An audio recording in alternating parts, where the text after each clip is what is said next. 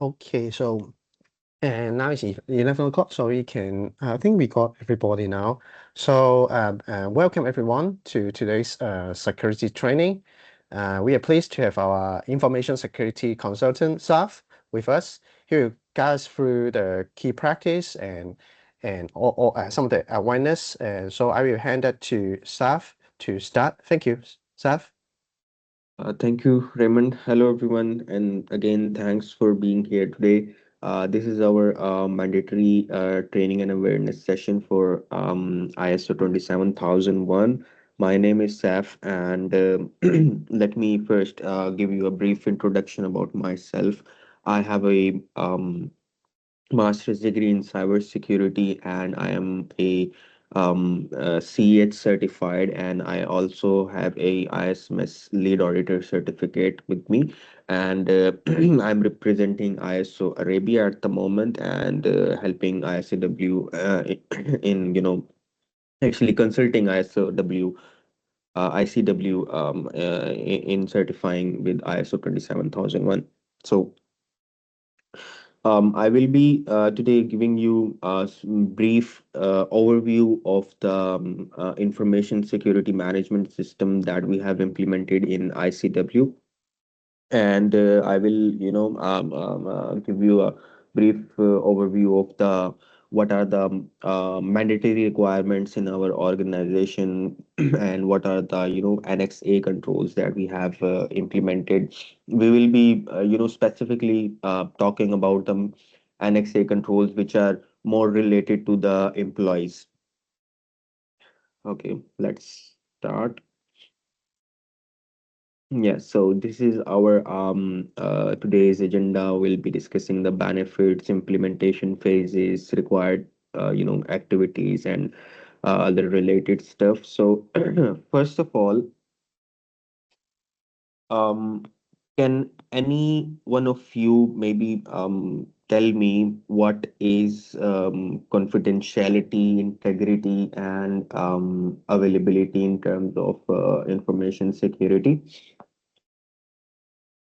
I think anyone can answer that question, or I should. Yeah, yeah, anyone from the audience. I think Raymond, you should go. You are just a bit the Oh, most professional bodies. CIA, we require CIA. So confidentiality is we need to make sure that we have different grades of information, and then we Mm-hmm. normally do like information tagging. Like for example, we have internally we have public, we have private, and then we also have confidential. So we need to like based on different level, we assign Mm-hmm. that the access right to different people to access different kind of data. I think that it Yep. would be Yes, confidentiality. exactly. Yep. So availability, we need to make sure that, for example, our system is always available, and also as expected by the user as well. So I think Mm-hmm. that is something about availability. Yes. Integrity is then we need to make sure that all the information is like well formed and then is usable by user, I guess. So it's the integrity. Maybe integrity staff can supplement more information. Yeah, so absolutely, you're right. So integrity is like this means like information is accurate and trustworthy. So this means that information should not be altered, whether by accident or by malicious intent without proper authorization, right? So, Yep. for example, if someone could secretly change a customer's order from 10 to 20, so that would be a problem to the integrity. Okay. Yep. Yeah. So yeah, these are the definitions of. So why we are discussing this, because the CIA triad is actually the backbone of the information security and the ISMS itself, because ISMS ensures, or the controls of the ISMS ensures these three points: confidentiality, integrity, and availability. Whenever we, apply any control in our organization, it indirectly or directly targets one of these three key factors. Okay, so these are the components of the information security management system, which includes policies, persons with defined responsibilities, document information, management processes, information security risk assessment, and security treatment. So, in information security management system has like two parts. It's basically divided into two parts. First one is the mandatory requirements, and then we have the annex A controls. Every organization who is going to be certified on this standard information security management system needs to implement all of the mandatory requirements which are mentioned in our standard. The mandatory requirements are from clause 4 to clause 10. And then in the second part, the annex A controls start. So it's not mandatory for every organization to implement all of the controls. Before implementing the controls, we need to identify which of those controls are applicable to our organization and which are not. So according to that, we start the implementation. Like for example, if any organization is not into development activities, software development activities, so they can mention that we are not performing development and these controls are not applicable to us. Any questions so far?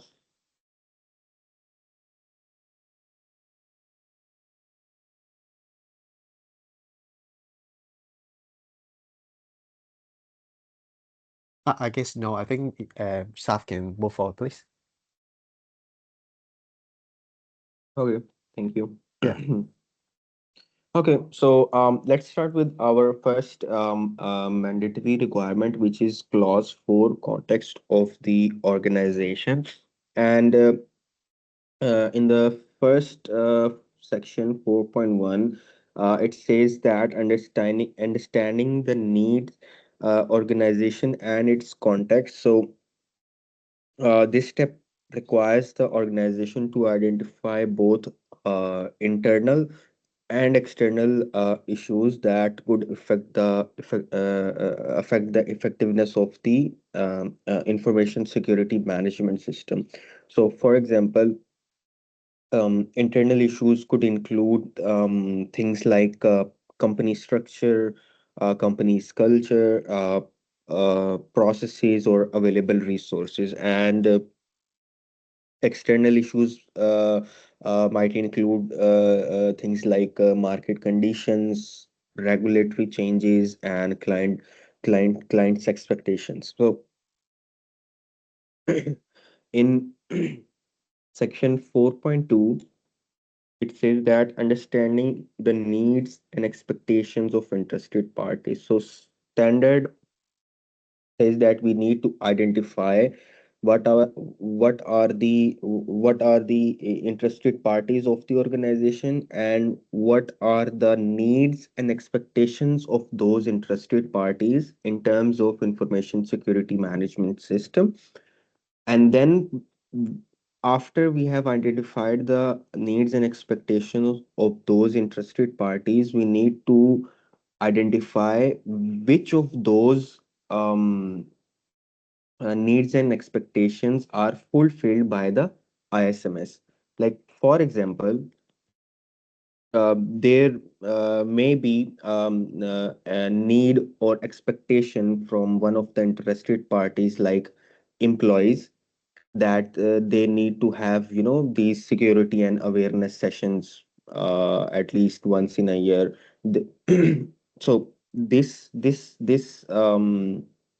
need or expectation of the client is fulfilled by the implementation of the ISMS, because conducting the training sessions at least once in a year is mandatory in information security management system. So that is how the needs or the expectations of the clients are fulfilled by the ISMS. So standard says that we need to, highlight those needs or expectations which are being fulfilled by the ISO 27001.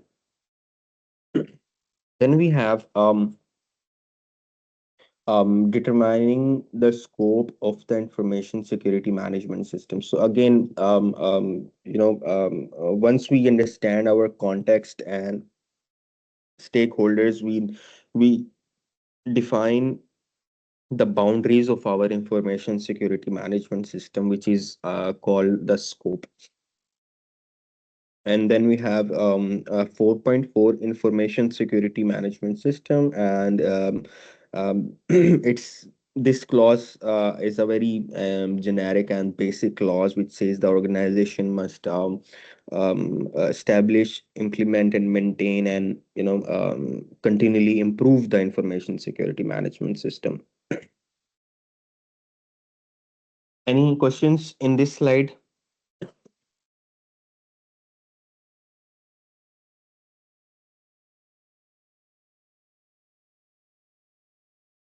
Guys, are you there? Yes, Or it's just me? I think it's clear so far. Okay. Thank you. Okay, next clause is leadership clause in our mandatory requirements of the ISO 27001. And it focuses on the leadership because without strong management support, no information security management system, can truly succeed. So it emphasizes that information security must start from the top management with commitment and clear directions and accountability. So the top management actually defines the organization's information security objectives and establish the information security policy and make sure it aligns with our business goals. So they also ensure that everyone in the company understand their role in protecting the information security. Then we have yes, clause 6, planning. So in this clause, when we plan our ISMS, we start by identifying all the possible information security risks and opportunities. So this means looking at both the internal and external issues that were mentioned in the clause 4. So such as like our business environment, technologies, and stakeholders expectations, right? So in this clause we basically identify the risks and opportunities to all of the our business processes and the needs and expectations of the interested parties and external and internal issues. So after identifying these factors, we apply a formal risk assessment process to evaluate these threats and vulnerabilities, and a risk treatment process to decide how to handle those risks. So whether to mitigate the risk, and then we can transfer the risk, accept the risk, and avoid the risk. So these are a few types of the mitigations that we can apply to the identified risks.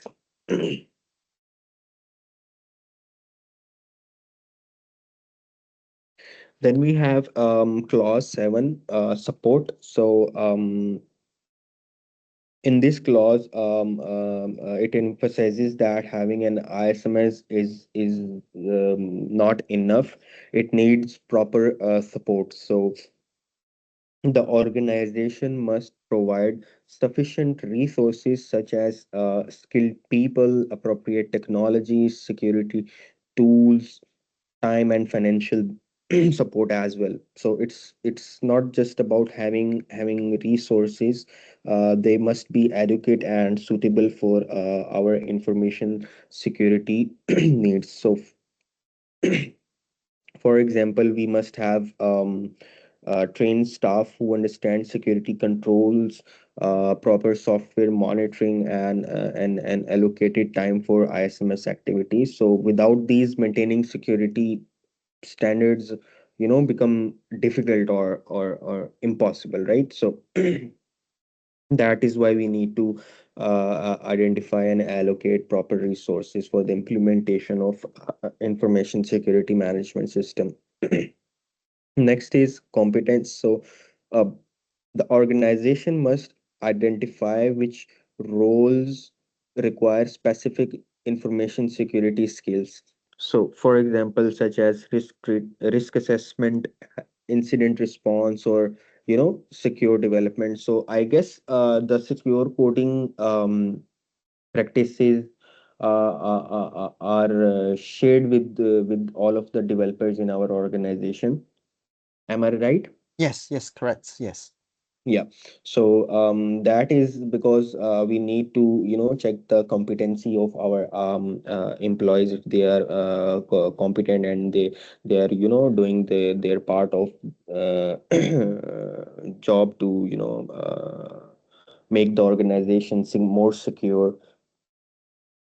In short, like, anyone responsible for the security task should be qualified and, capable of doing them effectively. I am here today, or our team consulting ISO, ICW. So again, we are certified to give trainings and conduct the internal audit and perform the implementation. So we have the certificate. So we are competent for our part of work. Then we have 7.3 competence. So sorry, awareness. Yes. So awareness is equally important. That is why we are, conducting this activity today of this security and awareness session, because employee must understand the organization's information security policies, their individual roles, and how their actions affect information security of the organization. So employees should know that the benefits of following the practices and the consequences of not doing so. So that is why this clause is, addressed in the mandatory requirements of our standards. Then we have clause 7.4, communication. So communication, keeps everyone aligned with the SMS goals. So organization standard says that the organization need to define what information should be communicated, when to communicate it, with whom to communicate it, and how it will be communicated, both internally and externally. For instance, internally it could include update on policies or incidents, while externally it might involve communicating with clients or regulators, or maybe your suppliers.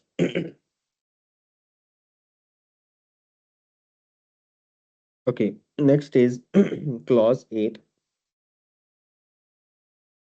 So this clause ensures that the organization plans, implements, and controls all the ISMS related processes in a structured way to meet its information security objectives. So, like, in simple terms, it's about translating your policies and plans into real day-to-day operational activities. So it means making sure every security control and process is carried out as intended. So, and they are, properly monitored and maintained over time. And then this clause also covers security, risk assessment and risk treatment. So this clause basically requires the organization to assess information security risks, while meaning we identify what could go wrong, how likely it is to happen, and what impacts would be if it did. Like, for example, anything could go wrong, like data breaches or system outage, unauthorized access, maybe some human errors, right? So the risk assessment process, the standard says that the risk assessment process must follow a defined methodology, not just informal judgment. So it involves like identifying the information assets, like assets of the organizations can be like data, their system, their processes, their employees can be defined as an asset of the organization. And then recognizing the threats and vulnerabilities, and then we evaluate the potential impact and the likelihood, and determining the overall level of risk. So all of these, information must be documented, and because this ensures transparency and provide evidence during our internal and external audits. So then the standard says that once the risks are identified and assessed, the next step is to decide how we can treat them. For each risk, we choose our four approaches, like which I mentioned earlier. First one is to avoid the risk. It means the risk, we can avoid the risk by changing the process or changing the activity which is causing or creating the risk. Then we can mitigate the risk, like mitigating it by applying the security controls that we have in our annex A controls of the standard. Then transfer it, for example, through insurance, or outsourcing, or maybe if, for example, if we have like hosted our data on the cloud, then we can transfer the risk to the cloud service provider. And then in the end, we accept the risk, because if the risk falls within the organization's risk tolerance criteria, then we can accept the risk.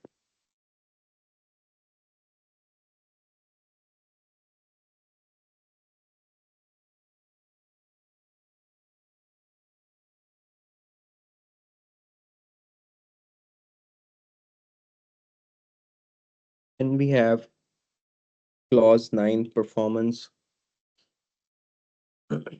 monitoring, measurement, analysis, and evaluation. So this clause ensures that we continually check how well our information security is performing. We monitor key areas like security incidents, their response time, policy compliance, and control effectiveness. So how we can check the performance by conducting the internal audit. So internal audit verifies that our ISMS meets ISO 27001 requirements and our own procedures. So audits are planned, objectives, and followed by corrective actions. So the goal of the conducting the internal audit is not to find faults, but the main purpose of conducting the audit is to ensure that controls, are work and drive continual improvement. So then we have a management review after the internal audit, and in that management review, we actually discuss the findings of the internal audit with the senior management of the organization. And there is a specific agenda provided in our ISO 27001, which standard requires us to discuss all of those points in our management review, which includes the needs and expectations of interested parties, the changes in external and internal issues, the client's feedback, or the interested feedback of the interested parties in terms of the information security management system. So all of these points needs to be discussed in our management review. That is mandatory. Okay, then we have the last clause, which is continual improvement. This clause highlights that maintaining an ISMS is, ongoing effort. The organization must keep improving its information security management system to ensure it stays suitable, adequate, and effective. So improvements come from audits. Maybe organization can schedule quarterly audits or biannually audits to check the effectiveness of the controls. And then we have non-conformity and corrective actions. So a non-conformity means something isn't meeting the requirement from the ISO 27001 internal policies or legal rules. So there are two types of non-conformities which are generated in the internal and external audits. First one is major non-conformity, means the organization is has like not implemented a whole process or missed the implementation of the whole process itself. Well, right, like for example, if any organization missed the security awareness training of for their employees, that then this could be the major non-conformity which can be generated in the audit.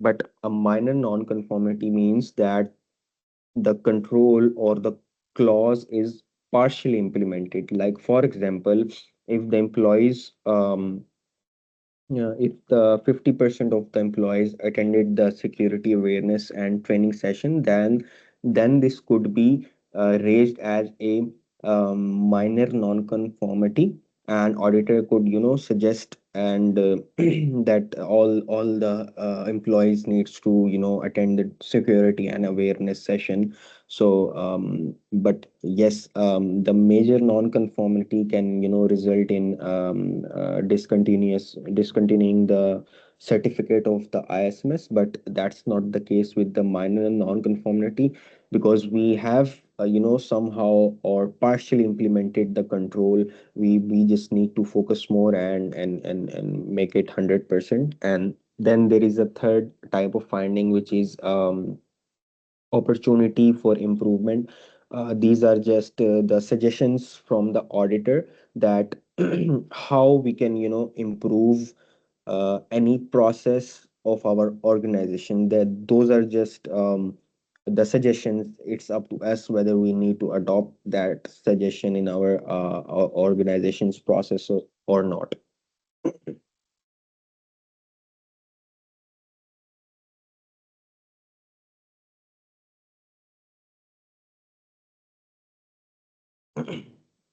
Okay, let's move forward. And yeah, so the mandatory requirements are covered. Now we are moving to Annex A part of the standard. So we have total 93 controls in our Annex A, which are further divided into four categories. First one is organizational control, then we have people control, physical control, and technological control. All of those 393 controls are divided into these four categories. So now we are following the latest version of the ISO 27001 in our organization, which was released in back in 2022. And if we go forward, yes, these are all the controls that we have implemented in our organization. As you can see, a few controls or policies are specifically, related to the employees of the organization, that they need to be aware of those controls, that what are the policies that your organization have developed against these controls. So we will have a quick overview in our next slides of those policies as well. Let's move forward and yeah, let's start with our organizational control. So organizational control makes sure that information security is just not an IT concern. It's part of the entire business operation. So these controls focus on policies, governance, and compliance with all relevant laws, regulations, and clients and requirements. So the main goal is to protect client data and maintain security secure services through strong security measures and proper oversight. In short, uh, you can say compliance, integration, and protection form the backbone of effective organizational controls, ensuring that information security is built into everything the organization does. These are a few policies that I've mentioned in this slide. For example, acceptable usage policy. So I'm sure all of the employees have the access to these policies, Raymond. Yes, correct. We got the shared drive. They can actually also email them, so they should have the link to that shared drive. Yes.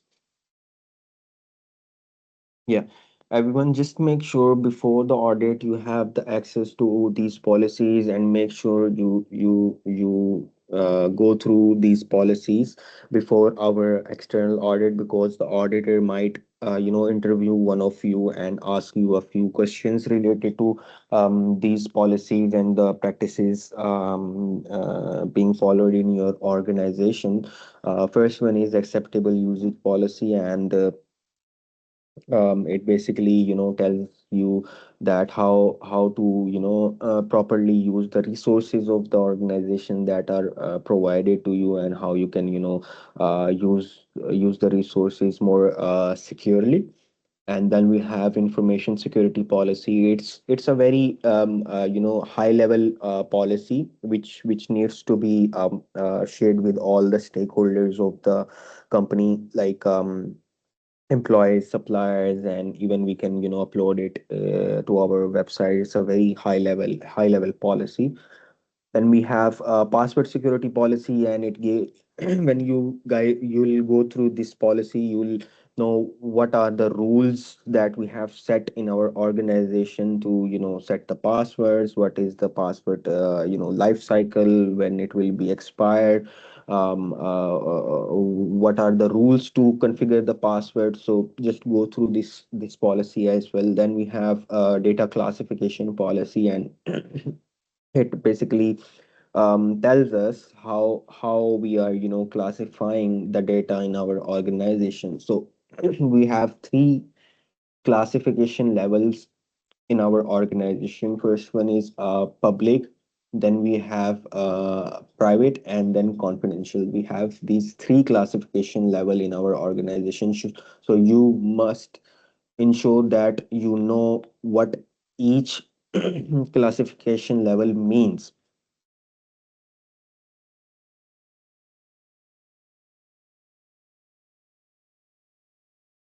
Okay, let's go to, yeah, then we have people's control. So this control again focuses on the human resources of our organization. So these controls include secure HR practices, like conducting the background checks or the background screenings, when we are hiring new employees, defining roles and responsibilities clearly, and ensuring only authorized person can access sensitive information. And then again, the regular awareness and training programs, help employees to understand security policies, recognize the potential threats, and follow safe practices. So in short, people are our first line of defense in you can say information security. So these controls help build a strong security culture in our organization.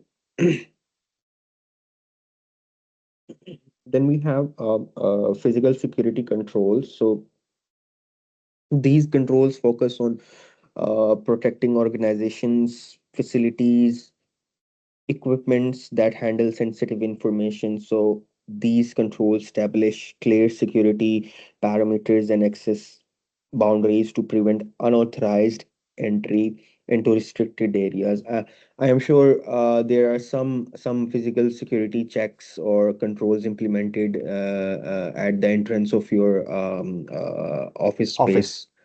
Yes, correct. We Yeah, got the facial thing yeah, in yeah. front of the door. Yes. Yeah, so that is one of the control applied in to your organization, which is a very very effective way to stop the unauthorized person to enter in the working space. And the main goal here is to protect the physical assets such as maybe your laptops, your storage devices, and maybe your servers. So in summary, physical controls ensure that only authorized individuals can access critical areas and assets, and keeping both our information and infrastructure secure. Yeah, these are a few policies in our physical controls that all of the employees needs to be, aware of. First one is clear desk and clear screen policy. It tells us that how we need to sit in our office space, or where we think that our information might get leaked, or can be seen by any unauthorized person. So it tells you, or it highlights the guidelines that how we should keep our desktop screen clear, and we should not put any confidential data or file on into our computer's desktop. And we also need to keep our desk clean. We should not write any uh, sensitive passwords and leave it on the table. So all the guidelines, similar guidelines, are in this clear desk and clear screen policy. Then we have physical security policy, and again, it covers all the physical security controls, just like Raymond mentioned, that they have like facial recognition implemented in their in the entrance of the office space. So all of those physical security controls are mentioned in this policy. Then we have removal media policy, and it basically sets the guidelines that how we can securely use the external media devices like USBs or external hard drives, whether we need to encrypt those external hardware devices or not. So all of the employees are advised to go to these three policies from our physical security controls. Okay, then we have technological controls. So these controls focuses on safeguarding digital information and IT system from unauthorized access, misuse, or cyber threats. So these includes technical measures such as access controls, encryptions, firewalls, antivirus solutions. So basically ensure that only authorized user system and devices can access or modify information, helping to maintain the confidentiality, integrity, and availability of the data. In short, the the technological control form the core defense layer of the information security management system, providing the technical foundation that protects the organization's digital assets. Yeah. So again, these are two policies that it will be great if all of you can have a quick overview. First one is protection against malware. So we have a malware policy in our document repository, and it basically tells us basic procedure of how we are protecting our systems against malwares and threats. And then we have information backup policy, and again, this is about all about our backups, that how the backups are being performed, what is the schedule of the backup, what data is being backed up in our organization. So all of you must be need to be aware of these two policies as well from our technological controls.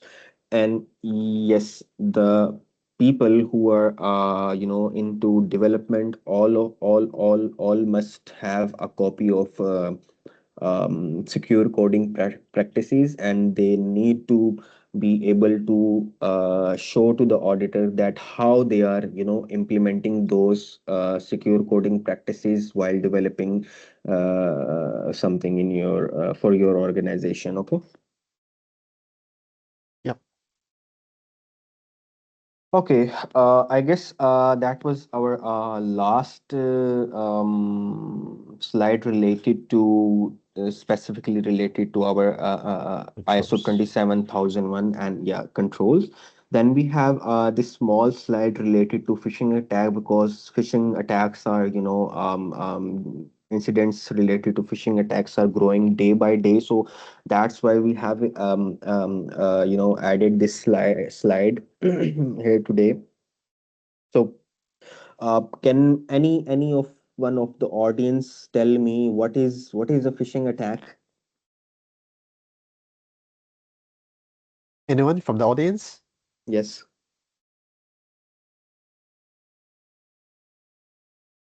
So let me answer that.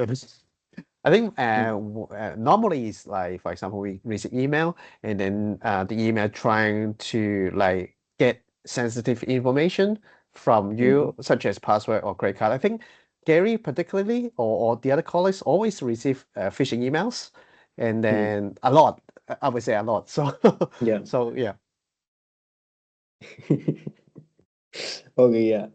Yes, you're absolutely right. Phishing is one of the most and common and dangerous cyber attacks that we face in our real world scenario. So um, it happens when a attacker pretends to be a trusted person or the organization to trick the employees or person into revealing their sensitive information, like the passwords, bank details, or login credentials, or to get you click to on a malicious website or link or an attachment which can maybe infect your system with malwares or the viruses. So the the emails generally mention something like urgency, like maybe it can say like it can be an email from the CEO that I need your maybe your passwords or something like that, right? So this was the incident which happened in our one of our clients. So the one of the employees of the organization got an email from the CEO, a phishing email, and he requested his bank details or something like that, and he was eventually became a victim of that phishing email. Okay. Okay. So how we can protect ourselves from phishing emails? we can always hover over the links if the phishing email have like any link attached in that email. We can, if we hover on that link, we can actually see the actual link where it is going to redirect us. And never share your passwords or sensitive details through emails before sending any confidential emails. Verify this the email address or the person that you are sending. And if you guys are not unsure about a message, do not reply or click anything. Just report it to your senior management. So in short, stay alert before you click. And most phishing attacks succeed because they trick us into, acting quickly. So always pause, verify, and think twice before doing anything with those emails.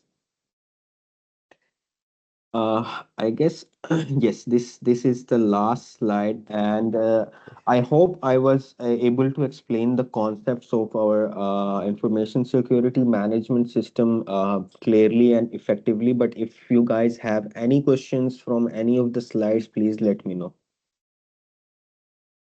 Is any questions? Okay, so I guess it's no, but I got additional question to ask you. For example, Mhm, like AI is part of our everyday operation, I would say. So mhm. I believe many of our colleagues are using large language model like Copilot, Gemini. So is there any like advice you can give us like when we're using those AI Yes. tools? Yeah. Yes.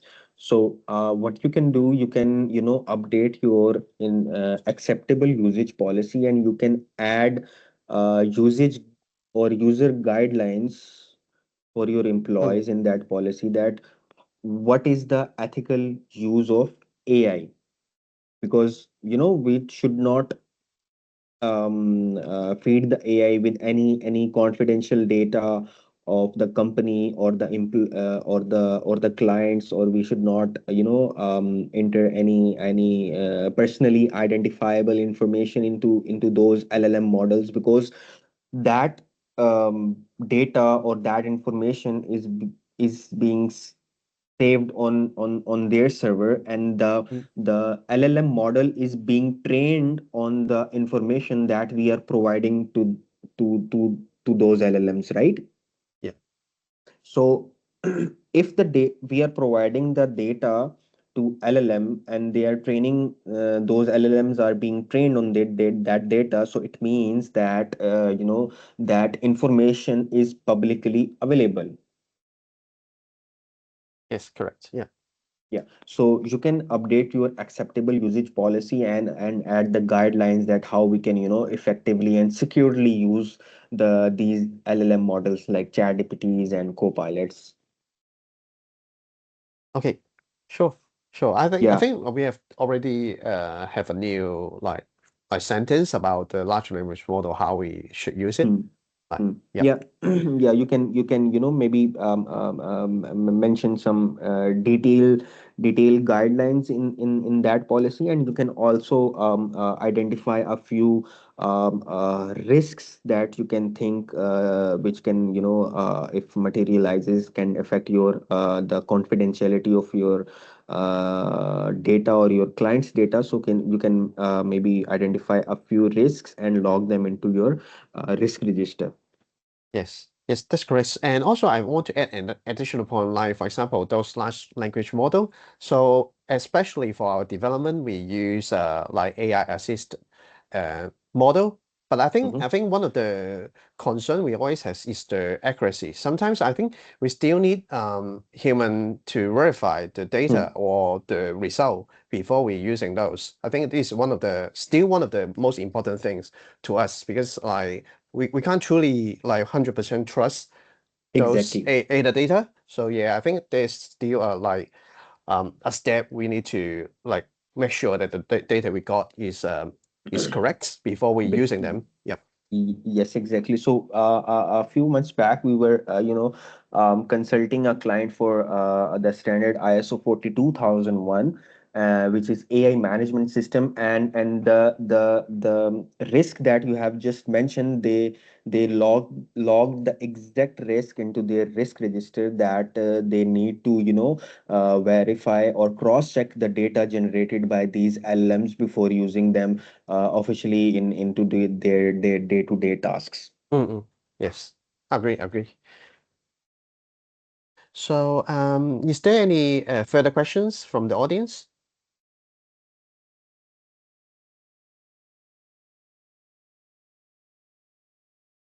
So I guess it's a no. So, thank you very much, Saf, to give us a good introduction to the ISO 27000 policies. And I think anything else from Saf? No, I guess that's concluded from my side. And please let me know if you have any questions. And yeah, just make sure before the audit, our audit is due in a few weeks. Just make sure that you are following the guidelines that we have mentioned in our policies. So auditor normally, interview one or maybe two employees in the surveillance audit. So this year is our first surveillance audit, and it is expected that auditor might interview one of you guys. Yes, correct. So Saf is going to help us to carry on the internal audit, and then our final audit dates will be on the 30th and 31st of March. So I mean next month, the end of next month. So everyone should aware of this. So and then we should look at those policies and documents before that date. So and we want to ensure that we everyone is on the same page. Yes, and one more thing, Raymond, if you Yep. can maintain a list of all the attendees in our today's session, because we need to maintain Oh, the sure. attendance. Definitely. I will do that after the meeting. Thank you. Sure. So, Thank you so yeah, much, everyone, for your time. And I hope I was able to explain the yeah. concepts effectively. And that's it from my side. And wish you a good week ahead. Thank you, Saf. Thank you, Thank you. everyone. Bye bye. Bye Bye bye. bye.